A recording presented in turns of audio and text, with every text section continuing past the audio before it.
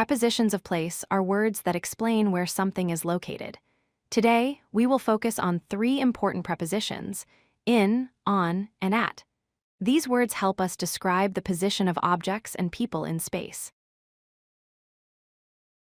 The preposition in is used to show that something is inside an enclosed space or area. For example, you can say in the box, in the room, in the car, or in the garden. This means the object or person is surrounded by the space around them. The preposition on is used when something is resting on a surface. For example, you say on the table, on the wall, on the floor, or on the ceiling. This means the object is touching the top of a surface, but not inside it. Use the preposition at to talk about a specific point or location. Examples include at the door, at the bus stop, at 123 Main Street, or at the corner. This shows the exact place where something or someone is. The preposition between is used to show that something is in the middle of 2 things. For example, between 2 chairs, between the park and school, or between my friend and parents. It describes being in the space separating 2 objects or people.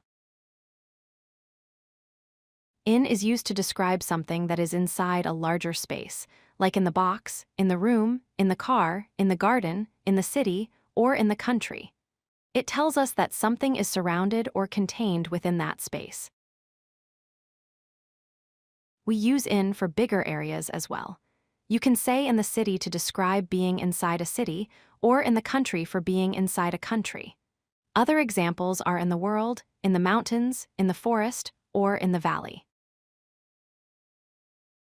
On shows that something is placed on top of a surface. For example, on the table, on the wall, on the floor, and on the page. The object is touching the surface but not inside or enclosed by it. At is used for specific points or exact locations.